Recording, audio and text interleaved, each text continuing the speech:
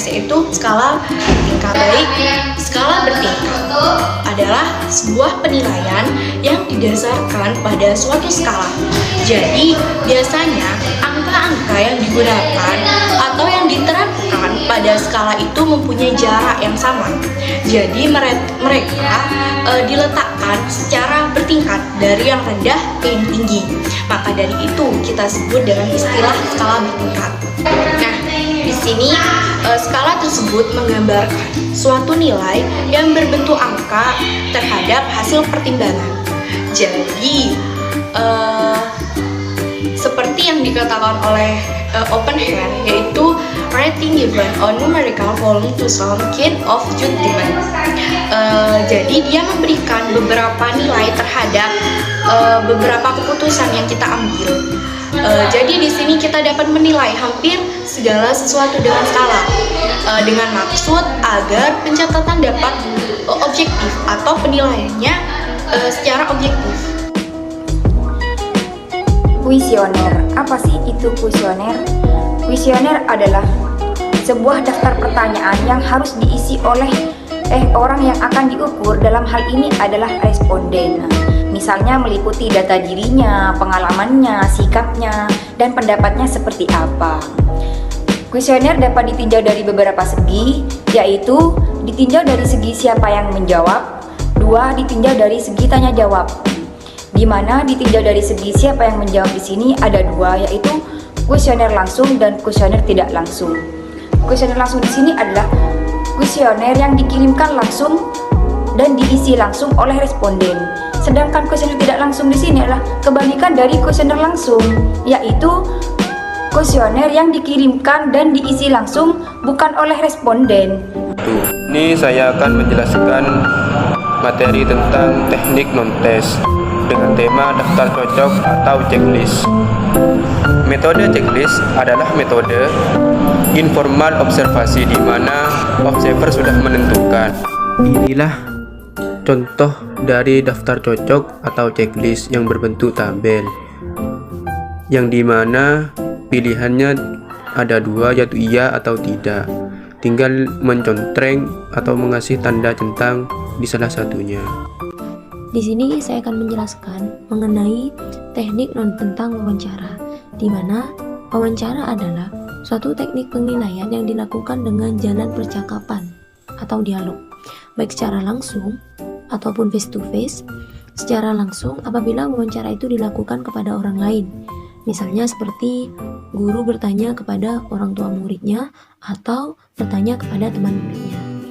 Wawancara juga bisa diartikan adalah suatu cara pengumpulan data dengan cara mengajukan pertanyaan secara lisan kepada sumber data, dan sumber data juga memberikan jawaban secara lisan.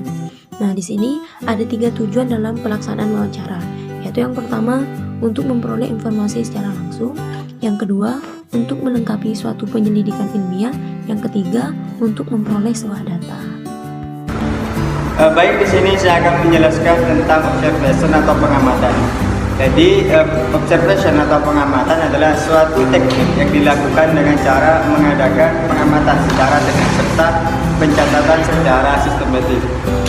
Jadi, pengamatan di sini adalah suatu kegiatan yang dilakukan pendidik untuk mendapatkan sebuah informasi tentang peserta didik dengan cara mengamati baik tingkah laku maupun cara berpikir. Jadi, seorang guru cara penilaiannya bukan hanya dari nilai UTS atau UAS, tetapi bagaimana seorang peserta didik tadi bertingkah laku maupun cara berpikirnya. Ini saya akan menjelaskan tentang teknik tes, yaitu tes diagnostis. Adalah tes yang digunakan untuk mengetahui kelemahan-kelemahan siswa yang sehingga berdasarkan tes tersebut dapat dilakukan dengan penanganan yang tepat terhadap siswa tersebut dan dapat digunakan sebagai dasar untuk memberikan tindak lanjut berupa perlakuan yang tepat dan sesuai dengan kelemahan yang dimiliki siswa. Adapun tahapan-tahapan dalam tes diagnostik ini ada 3. Yang pertama, tes diagnostik diagnostik ke-1 dilakukan terhadap siswa sebagai input untuk mengetahui apakah calon siswa sudah menguasai pengetahuan yang merupakan dasar untuk menerima pengetahuan selanjutnya. Kemudian yang kedua yaitu tes diagnostis. Kedua ini dilakukan terhadap calon siswa yang akan mulai mengikuti program. Dan yang terakhir dilakukan terhadap siswa yang sedang belajar, atau tes ini bertujuan untuk mengetahui bagaimana dari materi-materi pelajaran itu diberikan kepada siswa, atau apakah siswa itu sudah menguasai atau belum. Baik, saya di sini akan menjelaskan teknis tag formatif. Teknis tag formatif adalah evaluasi yang dilakukan pada setiap akhir pembahasan suatu pokok bahasan atau topik yang dimaksudkan untuk mengetahui sejauh manakah proses pembelajaran telah berjalan sebagaimana telah direncanakan. Teknis tes formatif di sini berfungsi untuk menentukan tuntas atau tidaknya satu pokok pembahasan. Selanjutnya, saya akan melanjutkan materi tentang teknik tes dengan tema yang dibagi menjadi dua, yaitu formatif dan sumatif. Saya akan menjelaskan yang formatif terlebih dahulu. Formatif bertujuan untuk memperbaiki proses pembelajaran. Pun contoh dari teknik tes formatif kuis, guru menilai keaktifan individu siswa dalam bertanya maupun menjawab. Setelah formatif, adapun tema sumatif.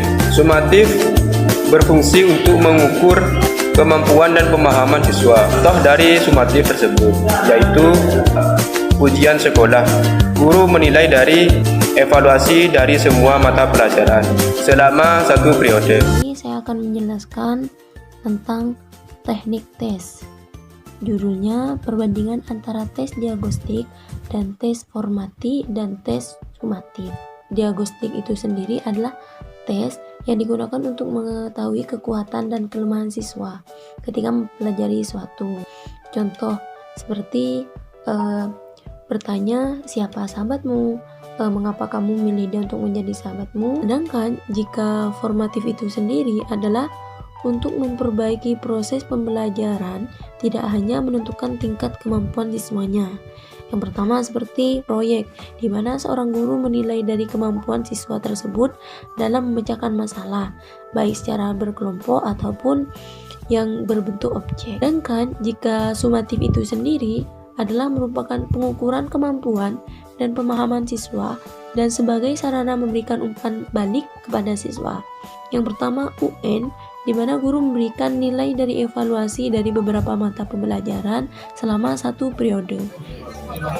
Baik, di sini saya akan menjelaskan tentang riwayat hidup. Jadi, yang maksud dengan riwayat hidup adalah daftar catatan mengenai pribadi seseorang, seperti riwayat pendidikan, kemampuan dan pengalaman yang dimiliki oleh seseorang.